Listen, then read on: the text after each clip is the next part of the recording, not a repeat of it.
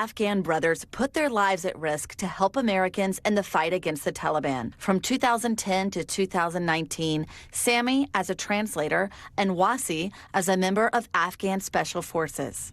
He's my brother. We lived through struggle and stress. We lived every moment of our life together.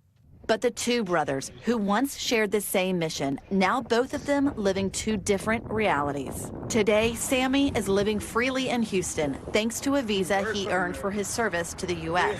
But Wasi is in federal prison, facing charges for crossing the U.S. border illegally. Nobody answered my question, why I'm here. Answers the brothers are now seeking. We spoke to Wasi by phone from his prison in Eden, Texas. Everyone just say you're illegally crossed, but no one hear my reason. His reason, Wasi says, is he was running from Taliban soldiers who wanted him dead. Wasi tried to get a special immigrant visa like his brother, but was told he did not qualify because he was not paid directly by the U.S. for his service in Afghanistan. After the fall of Afghanistan, he was one of the thousands of Afghans attempting to flee on one of the last flights out of the airport in Kabul. Having no such luck, he escaped to Pakistan and got a humanitarian visa to Brazil. From there, he traveled as so many migrants do, thousands of miles through the dangerous Darien Gap, into Panama, and finally up through Mexico to the U.S. border.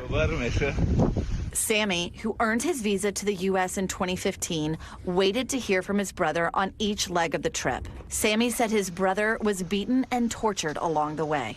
So it was the hardest reality, and him finding himself in most difficult moments of his life where he's being called terrorist, where everywhere he was going, being tortured, and different types of torture he received from different countries. Sami said Wasi kept his hopes alive by dreaming of the day he would cross into the U.S. and explain that he had helped Americans in Afghanistan. So he thought that once he made it to the U.S. border, then he would be safe. He thought that if he comes to America, he will be treated as a hero. Instead, he was apprehended by the Border Patrol and prosecuted for crossing the border illegally. The charge is a misdemeanor under U.S. law, and many thousands of migrants are released daily without prosecution for committing the same crime. Other migrants who crossed with Wasi were also released. I don't know why I'm here, and another guy was with me. Now you're at home and you're outside. The Justice Department said they could not comment on Wasi's case beyond what has been filed in court. Court papers show he is being detained without bond, not because he poses a threat to national security, but because the judge considers him a flight risk. They helped everyone, but they didn't help me. Now I come here by myself to save my life. Now they send me to jail. Sami says he now has trouble sleeping and is distressed that he cannot help his little brother, being held in prison in the same state he now calls home. I'm coming from a family that we have done nothing but sacrifice for this country. He said his brother is paying the price of a failed U.S. evacuation.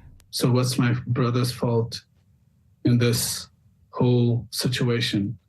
When the collapse happened, he deserved to be evacuated. He worked with American soldiers, and American soldiers and government knew that if he is captured by Taliban for the work that he have done, he will be tortured and killed in the worst way possible. And Julia joins us again now from El Paso, Texas, right at the southern border. Julia, just a really powerful story here. What is Sami doing now to help his brother get out of detention? Any options for them? Sami's doing everything he can. He's already tried to petition members of Congress. He's tried to do everything he can through the U.S. government, and now he's trying to get his story out, his brother's story out, as much as possible. And you can learn more about those efforts at justiceforwasi.com. Julia Ainsley reporting for us tonight from El Paso, Texas, along the border there with Mexico. Julia, thank you.